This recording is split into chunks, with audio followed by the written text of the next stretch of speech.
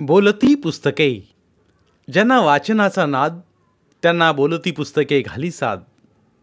आमचं channel subscribe करा आणि सबस्क्राईब करायला इतरांनाही सांगा.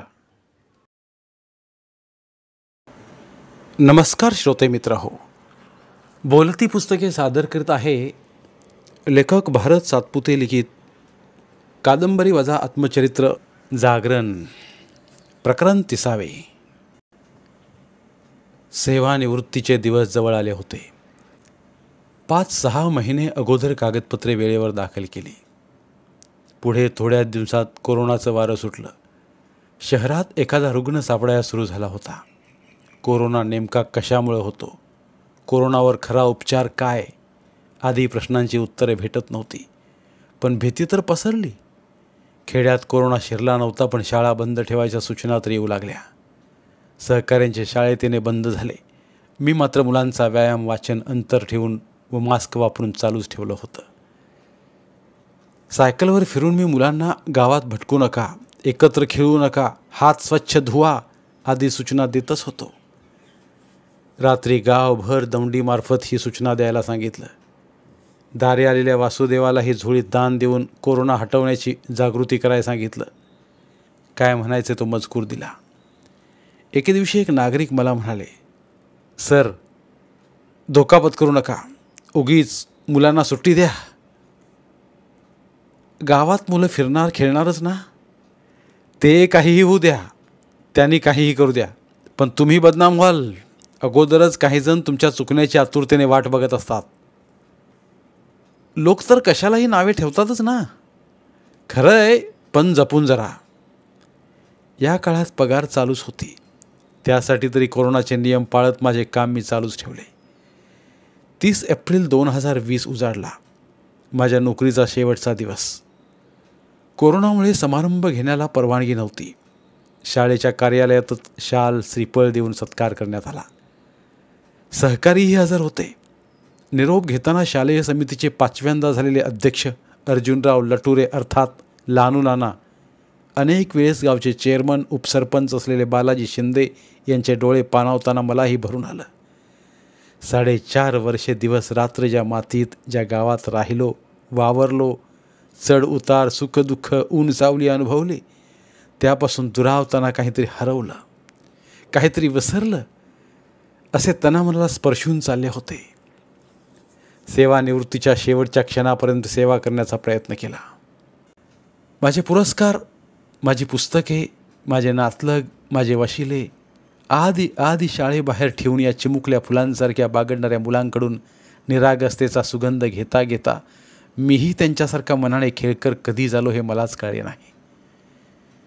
बालपणी खेळण्यात रमलेल्या जीवनाचा, या यंत्रवत नोकरीच्या निमित्ताने शहरात राहताना पडलेला विसर, पुन्हा भाद्यात राहिल्याने माझे बालपण इथे जिवंत झाले, हा मला मिळाला इथला अनमोल ठेवा आहे, जो उर्वरित आयुष्यात आठवणीच्या शिदोरीतून मला पुरणार आहे आणि तोच शेवटी उरणार आहे.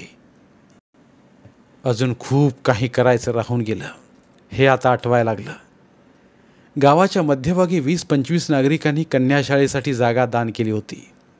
उपसरपंच व त्यांचे काका यांच्यातला राजकीय दुरावा लक्षात घेऊन मी स्वतः त्या काकांच्या घरी 2-3 वेळा जाऊन त्यांना हात जोडून त्यांचीही जागा शाळेला मिळवली होती. तिथे इमारतीचे स्वप्न अर्धवट राहिले. आम्ही शिक्षक जारमधले शुद्ध व स्वच्छ पाणी पित होतो, पण या चिमुकल्यांसाठी अशीच पिण्याची पाण्याची व्यवस्था करायची राहून गेलं. शाळेच्या कोपऱ्यातील मैदानात भाजीपाला पिकवायचंही राहून गेलं. भाद्यातल्याच शिंदेवाडीची शाळा दुर्लक्ष केल्याने आमच्याच शिक्षक बांधवामुळे बंद पडली होती. तो शिक्षक दुर्दैवाने माझ्याच गावचा. अधिकारी त्याला घेऊन फिरायचे. आता 2.5 किलोमीटरवरून ती लहान लहान मुले खराब रस्त्याने या प्रशालेत येत होती. ती शाळा पट वाढवून चालू करण्यासाठी प्रयत्न सुरू होते. कर्मचाऱ्याने आईवडिलांच्या नावे बचत करावी असे ठरवले होते, पण व्यापात विसरून गेलो. मुलींसाठी गावातच उच्च माध्यमिक शिक्षणाची सोयही करायला हवी होती, तरच भविष्यात जास्त मुली शिकणार होत्या. त्यांच्यासाठी अद्ययावत व भक्कम शौचालयाची आवश्यकता होती. खरे तर या सर्वांसाठी अर्ज निवेदने भेटणे झाले होते. ते लवकर व्हावे ही तळमळ होती. मिळणाऱ्या पगाराच्या मोबदल्यात आपण फार अल्पसे काम केले असे वाटत होते. संपूर्ण नोकरीच्या काळात प्राथमिक व माध्यमिक मुख्याध्यापक पदावर प्रभारी म्हणूनच कार्य केले. पदोन्नती झालीच नाही. तसे साक्षरता अभियान व सर्वशिक्षा अभियानात किमान 2000 दिवस तरी सुट्टीत काम केले आहे. रोज तर 15-15 तास कार्यरत होतोच. किमान 350 दिवस रजा शिल्लक असताना 3.5 दिवस ही रजा घेण्याचा मोह कधीही झाला नाही. खोली सोडताना बरीच भांडीकुंडी तिथेच गोरगरिबांना दिली. राहिलेल्या सामानांची बांधाबांधी करून कारवर व कारमध्ये सामान टाकून निघालो. मी सेवानिवृत्त झालो हे कोरोनामुळं फारसं कुणाला समजलं नाही. नाहीतर चिमुकल्यांचे चेहरे नजरेआड करताना त्यांनाही माझ्यासारखे अवघड झाले असते. लेकरांना झोपवताना हळुवारपणे थापटत थापटत आई जसा हळूच हात काढून घेते, जणू अगदी तसंच मला या जीवापाड जपल्या चिमुकल्या जीवांपासून दूर व्हावं लागलं. कोरोनामुळे त्यांना धड भेटताही आलं नाही. जड अंतकरणाने चुपचाप निघावंच लागलं.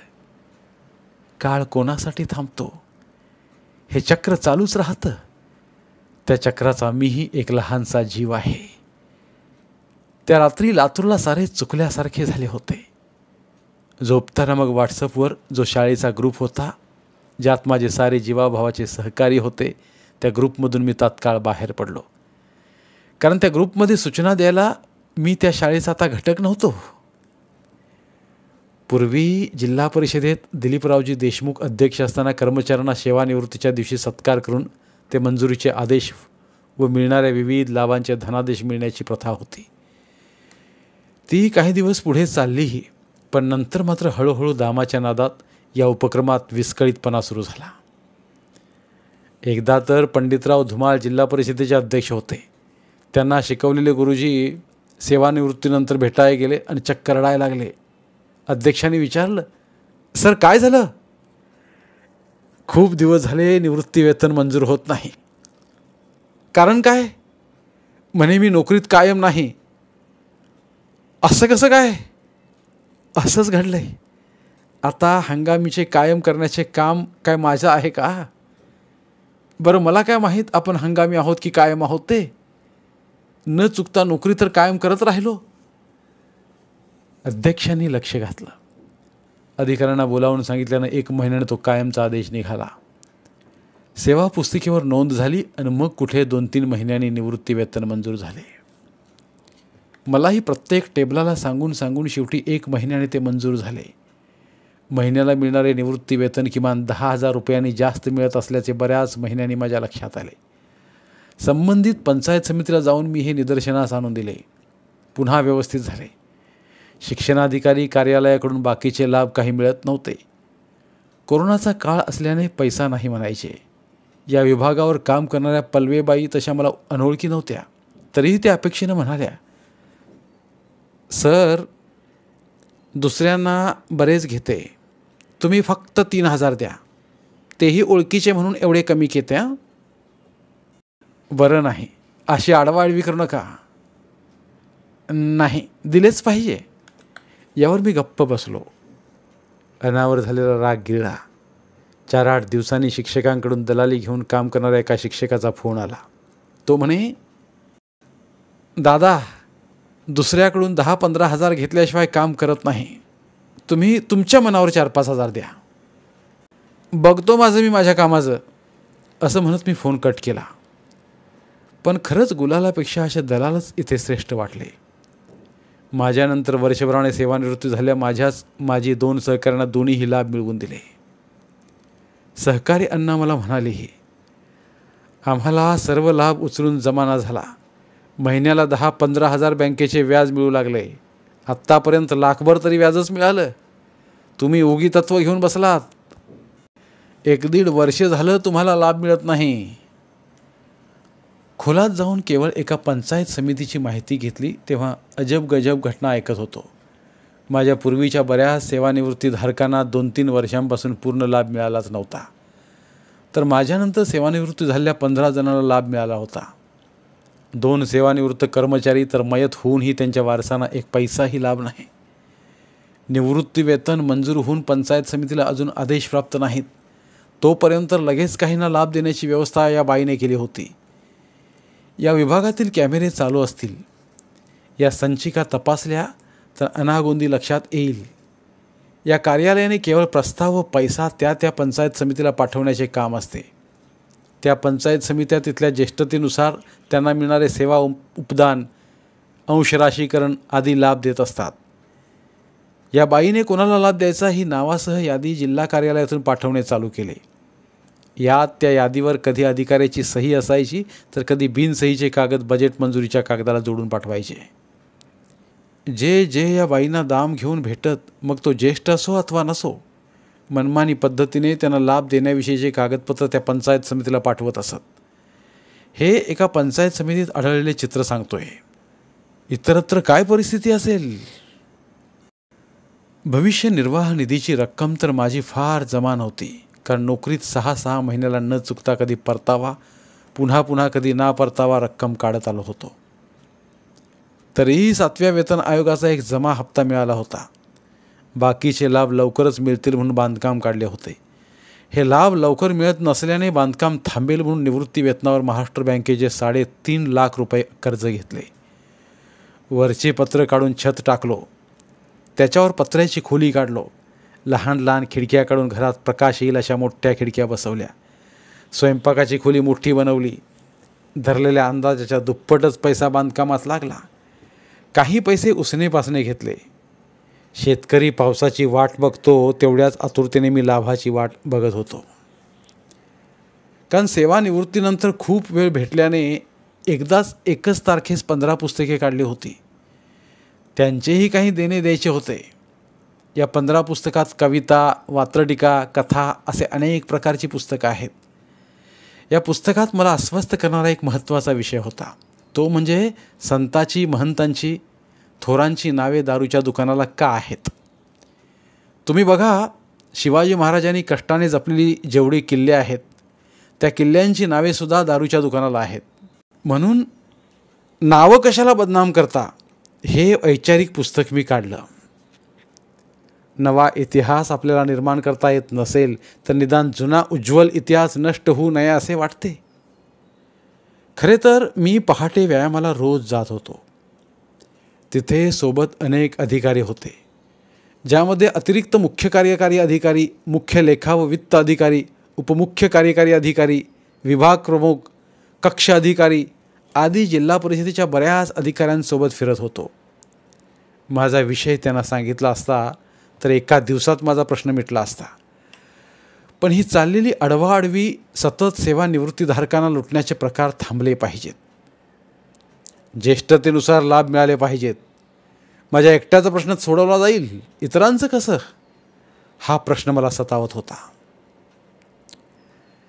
1-2 महिने या बाबीवर विचार करत होतो मी. संघर्ष काय आपल्या 5वीलाच पुजलाय? किती शत्रू निर्माण करावेत? इमानदारी शिल्लक नाही काय? पगार मिळत असताना लाच का घेतात? या प्रश्नांची उत्तरे कोण शोधणार? एका पोलीस मित्राला हा विषय नाव न घेता सांगितला. तो म्हणाला, खरंच पैसे घेत असेल तर अगोदर ठरल्याप्रमाणे थोडे देऊन बघा, नंतर राहिलेले पैसे घेईलच. असेच केलो. मला मिळणाऱ्या 2 लाभांपैकी एक लाभ असाच मिळवलो. दुसऱ्या लाभाला असेच करायचे ठरवले. लाच घेणारच असेल तर त्याला अद्दल घडली पाहिजे. इथल्या इथे ओळखीनं हे प्रकरण व्यवस्थित हाताळतील की नाही या शंकेनं नांदेडच्या कार्यालयाला बोललो. ते म्हणाले, काळजी करू नका, व्यवस्थित होईल. लातूरवाल्याला बोलतो, ते तुमच्याशी संपर्क साधतील. थोड्या वेळात लातूर लाचलुचपत प्रतिबंधक कार्यालयाचा फोन आला. घराजवळील एका महाविद्यालयाच्या मैदानावर झाडाखाली बसून त्यांनी नियोजन आखून दिले. अगोदर पुन्हा एकदा त्या बाई लाच घेणार का याची खात्री करून घ्यायची असं ठरलं. सोबत साध्या पोशाखात त्यांनी एक पोलीस दिला. मला बघताच बाई कार्यालयाच्या बाहेर आल्या. त्यांना म्हणालो, तेवढे लाभ द्या, अडचण आहे. तुम्हाला सांगितलं ना तेवढे 3,000 तरी द्या म्हणून. त्या हळू आवाजात म्हणाल्या. परत आलो. माझ्या जवळच्या तेवढ्या नोटांना पावडर लावली आणि पुन्हा साध्या पोशाखात फौजदार, पोलीस, महिला पोलीस व सरकारी साक्षीदार यांच्यासह आखलेल्या नियोजनानुसार त्यांच्या कार्यालयाकडे गेलो. तेव्हा दुपारच्या सुट्टीत त्या जेवण करत होत्या. त्यांचे जेवण संपताच मी त्यांच्या टेबलाजवळ गेलो व त्यांनी मागताच त्यांच्या हातात ते 3,000 दिले. या पथकाने मोठ्या शिताफीने त्यांना लाच घेताना पकडले. पंचनामा चालत राहिला. मी घरी आलो. बोलणे सोपे असते, हे करताना आपल्याही मनावर प्रचंड दडपण येतं हे जाणवलं. रात्री या कार्यालयाने बोलावून घेतलं. म्हणे, तुम्ही दिलेला अर्ज बदलून द्या. मी या प्रकाराचा इतरांसह मला झालेल्या त्रासाचा अहवाल दिला होता. मग तो बदलून द्या असे ते का म्हणाले हे त्यावेळी कळालं नाही. त्यांच्या म्हणण्याप्रमाणे मी अर्ज बदलून दिला. दुपारी सापळा रचून ही प्रक्रिया पूर्ण करण्यात वेळ गेला असावा. रात्री 9च्या सुमारास गुन्हा नोंद झाल्याचा कागद मिळाला. त्यांना अटक काही केली नाही. दुसऱ्या दिवशीच्या त्यांना जामीन पण मिळाला. पेपरात बातम्या तेवढ्या आल्या. महिला दिनी लाच घेताना एक महिला पकडली. नंतर वरिष्ठांनी त्यांना निलंबित केलं. ही बातमी अनेकांना माझ्या नावासह कळताच बरेच जण मला म्हणाले, काय भारतराव, साध्या 3,000साठी प्रकरण अँटी करप्शनला दिला हो. 3 रुपये काय आणि 3,000 काय, शेवटी लाचच ना. अहो, अधिकारी तुमच्या एवढे ओळखीचे, त्यांना सांगायचं. माझं एकट्याचं सांगून उपयोग काय. इतरांचं सांगत बसलो तर अधिकारी मला उद्याच दलाल म्हणतील. ही प्रवृत्ती बंद होणार कधी. अहो, आभाळ फाटलंय. तुम्ही एकटे काय करणार. सगळीकडे आगीचा डोंब उसळला आहे. खरं आहे, खरं आहे. आग विझवणाऱ्या त्या चिमुकल्या चिमणीचं काम करू. बघा बाबा, अधिकारी टोपल्याने खातेत, कारकून काय थोडे मागतात. का मागावं. बरोबर आहे तुमचं. प्रत्येकाने चांगलं वागावं.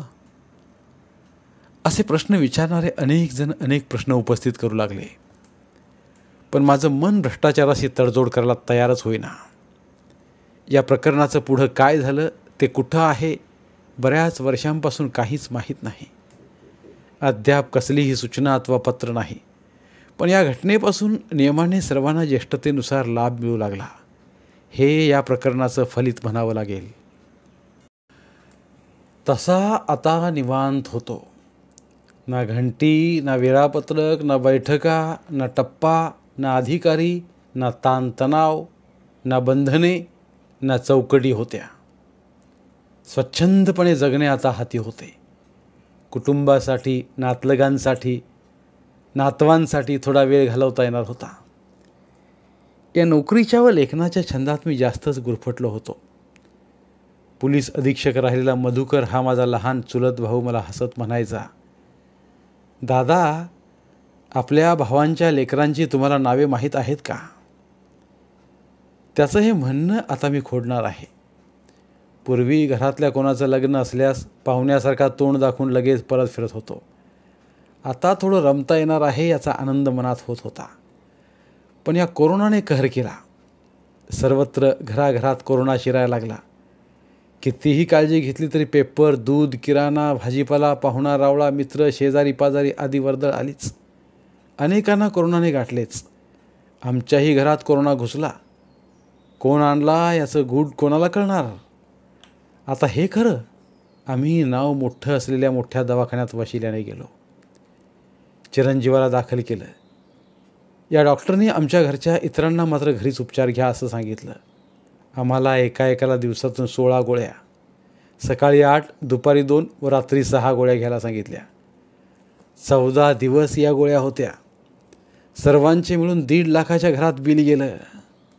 मला वाटतं जगात जेवढे रोग असतील त्या रोगाच्या गोळ्या एका पेशंटला देत असावेत. हे सर्व अंदाजाने चालू असावं. अंदाजाने गोळी लागली तर लागली. भाऊंनाही लागण झाली. भाऊंचं वय तसं 82च्या पुढे.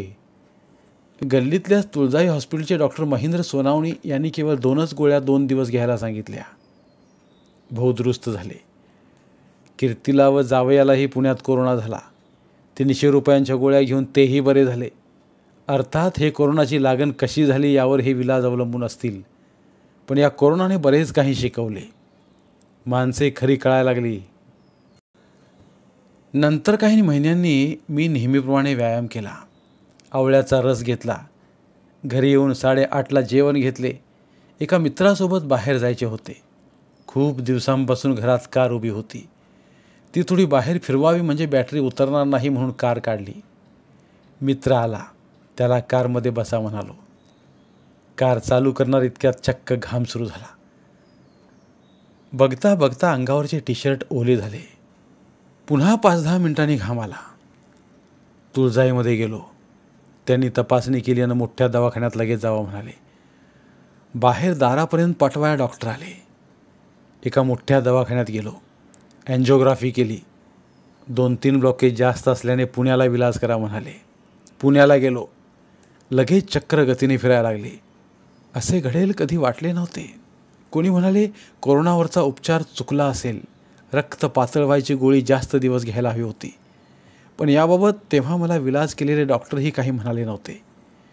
कोणी म्हणाले खूप दिवसांपासूनचे ताणतणाव, आहारात कमी जास्तपणा यामुळेही असं झालं असेल. कोण काय म्हणत राहिले, पण झाले हे खरे. या काळात नवीन पुस्तकेही लिहित होतो. शाळेत जे त्रास भोगले, ज्या वाईट प्रवृत्ती भेटल्या, नोकरीत जो संघर्ष केला, यावर लिहिता लिहिता भाद्यातल्या त्या गंभीर भोगलेल्या संकटावरही शाळेतही नावाचा दीर्घ काव्यसंग्रह लिहित होतो. हे लिहिताना जरा जास्तच तणावही वाढला होता, हेही खरे. जे असेल ते असो. व्यायामही जास्तच करत होतो. काहीतरी चुकले असावे. बरं, व्यसन तर कसलेच नव्हते. शेवटी दीनानाथ हॉस्पिटलमध्ये बायपास झाले. या शस्त्रक्रियेला जाताना लातूर पंचायत समितीचे नवीन गटविकास अधिकारी श्री श्याम गोडभरले यांना संदेश दिला होता.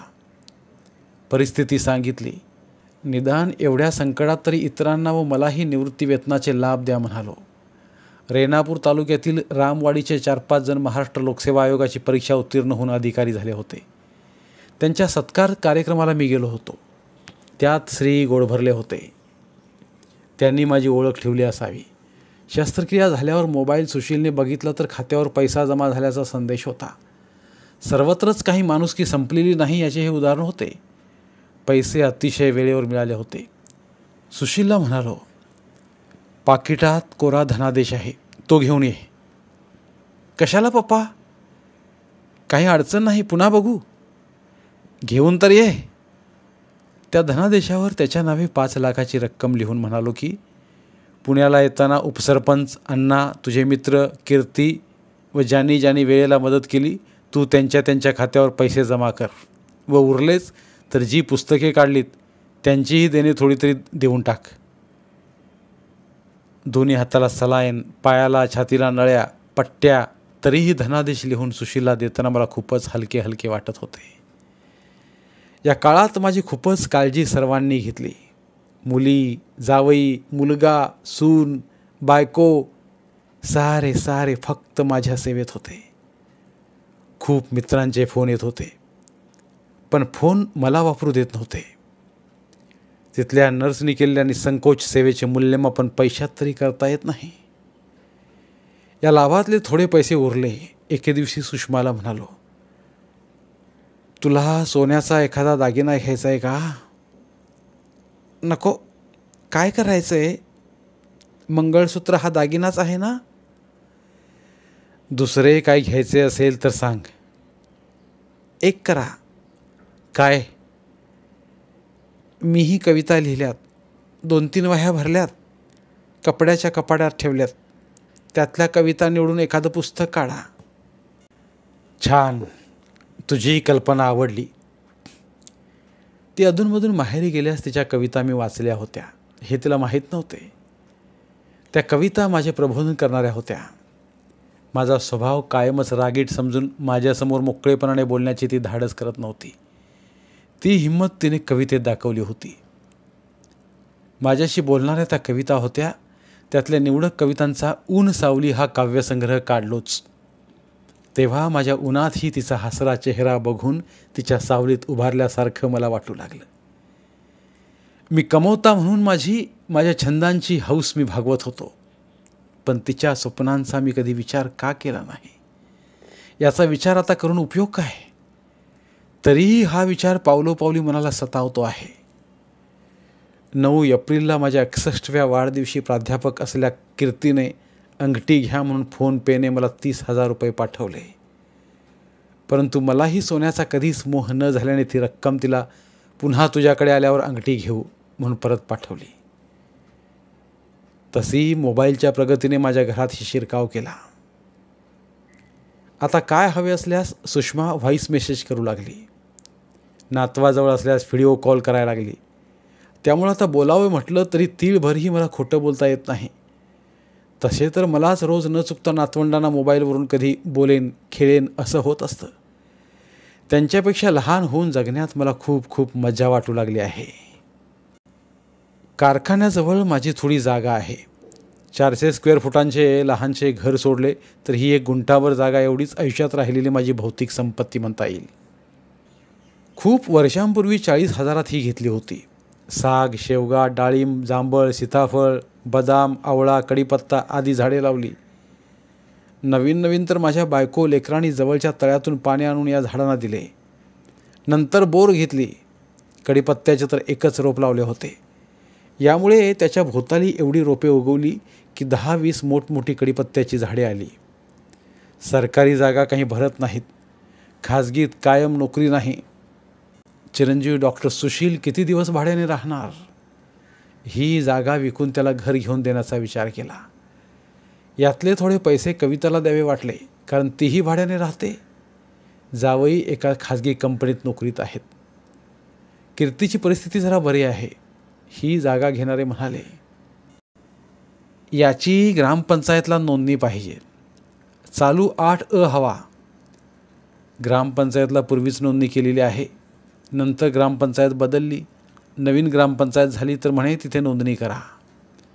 आता जुन्या ग्रामपंचायतमधले दप्तर नव्या ग्रामपंचायतीकडे पाठवण्याचे काम कोणाचे. नव्या ग्रामपंचायतला 2-3 वेळा गेलो तर म्हणे ना हरकत प्रमाणपत्र आणा, तिथले नाव कमी करा. असे फाटे फोडले. त्यांच्या म्हणण्याप्रमाणे तसे प्रमाणपत्र घेऊन गेलो तर म्हणाले, तलाट्याकडून 7-12 आणा, मग नोंद करू. मी म्हणालो, पूर्वीच्या ग्रामपंचायतीत नोंद आहे. तर मग तशीच इथे करा. त्यावेळी 7-12 नाही मागितला. आत्ता लागतो. तलाट्याकडे गेलो. शहरात मोठ्या रस्त्यालगत तलाट्यांचे खाजगी कार्यालय आहे. संगणक, हाताखाली 1-2 कारकून होते. हे परवडते कसे? एवढा खर्च कसा भागवतात? खेड्यातून रोज लोकांनी किती चक्रा माराव्यात? हा विचार करत 4-8 दिवसांनी भेटलेल्या तलाट्याला अडचण सांगताच ते म्हणाले, जागा मालकाकडून NAची कॉपी आणा. ती आणून दिली तर म्हणाले, 7-12वर तुमचे नाव नाही. मग नमुना 9चा फॉर्म देतोय, त्यावर मूळ मालकाची सही आणा, त्यातून त्यांचे क्षेत्र कमी करू. त्या मालकाचा महिनाभर शोध घेऊन सही आणून दिली तर म्हणे, याचे मूल्यांकन 80,000 होते, 30-32,000 फी भरावी लागेल. अजून लवकर पाहिजे ना? हो, हे दागतोडे आहेत, त्यांना भेटा, मार्ग सांगतील. तरीही 10-15 दिवस लागतील. तो त्या तलाट्याचा दलाल होता. त्यांनी मला बाजूला घेतलं. म्हणाला, एवढे 30-32,000 भरण्यापेक्षा एक मार्ग सांगू का? सांगा. 10-12 हजारात काम होईल. मी तलाटे साहेबांना सांगतो. त्यांना बाहेर बोलवा, बोलू आपण. त्या तलाठी दहाजोडेंना बाहेर बोलावले. मी म्हणालो, 10-12 हजार जास्त होतात. सर, तुम्हाला कमी सांगितले. एवढे पैसे कशाचे? गिरदावरला द्यावे लागतात. कोण गिरदावर आहेत? खंदारे. ठीक आहे. ते गिरदावर शोधत तहसीलला गेलो. गेल्या गेल्या म्हणाले, या सर, तुम्ही निलंग्याला मुख्याध्यापकच होतात ना? तेव्हा आमचे तहसीलदार साहेब तुम्हाला खूप मानायचे. शाळा छान केली होती. परीक्षा तर लय कडक घेत होतात, कोणाचेच ऐकत नव्हतात. बरोबर आहे. सर, कसे काय आलात? चहा तर घेत नाहीत, दुसरे काय मागू? नका. मग त्यांना वृत्तांत सांगितला. त्याने लगेच संगणकावर गट नंबर आणि सर्वे नंबर बघितला. म्हणाले, सर तुम्ही फक्त 2630 रुपये भरा. लगेच फोनपेवरून तेवढे रुपये दिले. त्यांनी पावती दिली. म्हणाले, चला. कुठे? तलाट्याकडे. तिथे गेलो. त्या तलाट्याला त्यांनीही बाहेर बोलावलं. म्हणाले, सरांना किती पैसे सांगितलेत? मूल्यांकन जेवढं होतं तेवढं मागितलं. 10-12 हजार. तो दलाल तिथेच होता. ते दोघेही गप्प बसले. गिरदावर म्हणाले, 10-12 हजार तरी मूल्यांकन होतं का? माझ्या नावावर असे पैसे खायचे नाहीत. काय? हा प्रस्ताव पाठवा लगेच. समोरची कोण माणसं आहेत ते तरी बघत जा. अशा रीतीने 15 दिवसात मला 7-12 मिळाला. तो घेऊन त्या ग्रामपंचायतला गेलो. पूर्वीच्या जुन्या ग्रामपंचायतला असलेल्या नोंदीबाबत ते काहीही बोलत नव्हते. म्हणाले, सर्व टॅक्स वगैरे 9618 रुपये भरा. पावती मिळणार ना? हो. तेवढे पैसे भरले. पावती मिळाली. माझे तिथे घरच नाही तरीही घरपट्टी वगैरे घेतली. 8A मिळाला. 3 महिने या कामात गेले. मध्यस्थीला 40,000 रुपये कमिशन ठरवून 2 महिन्यात ती जागा विकली व त्यातून मिळाली साधारण 20 लाखांची सर्व रक्कम धनादेशाद्वारे घेतली. दुसऱ्या दिवशी फाटकाच्या चाव्यांसह त्या जागेचा ताबा देऊन परत एका वाचनालयाकडे चाललो तर रस्त्यात 10-12 शेरडं राखताना बहीण भाऊ दिसले. त्यांना विचारलं, शाळेत जात नाहीस का रे? नाही. का? शेरडं कोण राखावं? आई वडील ते मजुरीला गेलेत. रात्री त्यांच्या घरी गेलो. पालकांना म्हणालो, तुम्ही शाळा शिकला नाहीत, निदान मुलांना तरी शिकवा. तुमच्यापैकी एकजण शेरडं राखा. हल्ली शाळेत शिक्षणाला पैसा लागत नाही. मुलं शाळेत पाठवाच. विचार करून कसे तरी मुलांना शाळेत पाठवायला ते तयार झाले. त्यांना त्यांच्या भागातील जवळच्या राजस्थान मराठी शाळेचा पत्ता कागदावर लिहून दिला व त्या शाळेचे मुख्याध्यापक राहिले माझे गाववाले व ज्यांच्या शब्दाला अजूनही तिथे मान आहे अशा श्री बनसुडे गुरुजी यांच्याशी संपर्क साधला व प्रवेश देण्याबाबत विनंती केली. तेव्हा ते म्हणाले, प्रवेश द्यायला सांगतो, पण भारत तू तर सेवानिवृत्त झालास ना? हो, 2 वर्षे झालीत. पण आपल्यातला भारत निवृत्त होऊ देऊ का? खरंय, पण आता हे काम बसून आपण काय करावं? निवृत्ती वेतन आपली भाकरी आहे. आपल्याला रोज किमान 1-1.5 हजार निवृत्ती वेतन मिळतं. हॉटेल, कारखाने, वीटभट्ट्या, भंगार अशा अनेक ठिकाणी किती शाळाबाह्य मुले आहेत. त्या अंधारात चाचपडणाऱ्या दिशाहीन पावलांना ज्ञानाचा रस्ता दाखवूया. यासाठी मी उरल्या आयुष्यात हेच काम करायचं ठरवलं आहे. तुम्हीही सामील व्हा. इतर मित्रांनाही या कामासाठी हाक मारू. तुम्ही बघा, कितीही प्रयत्न केला तरी हा मार्ग एवढा सोपा नाही. असं म्हणून कसं चालेल? प्रयत्न थांबवू नये. आपण आपले कर्तव्य करावे. डोंगर दऱ्यातून सूर्य वर येतोच ना. माळावर काट्या कुट्यात उगवून ही फुलांनी कधी फुलायचे जागरण सोडले काय? श्वास आहे तोपर्यंत ते सुवास देतातच ना. काय हरकत नाही, रोज यासाठी वेळ देऊ. अशा रीतीने शाळा बाह्य लेकरांना ज्ञानाची शाळा दाखवण्यासाठी मध्यस्थी होण्याचे मनाशी ठरवले आणि यासाठी सेवानिवृत्त झालेल्यांना एकत्रित आणून त्या दिशेने जागरण सुरू केले. धन्यवाद. श्रोते मित्र हो, इथे या ठिकाणी भारत सातपुते लिखित त्यांच्या कादंबरी वजा आत्मचरित्राचं अभिवाचन संपलेलं आहे. पुन्हा भेटूया एका नवीन कादंबरीसह. धन्यवाद. बोलती पुस्तके श्रोते मित्रांसाठी मराठी साहित्याचा खजिना फक्त 59 रुपयात. फक्त 59 रुपये माफक फी भरून आमच्या साहित्यरत्न या चॅनलचे सभासद व्हा व भरपूर मराठी ऑडिओ बुक्सचा आस्वाद घ्या.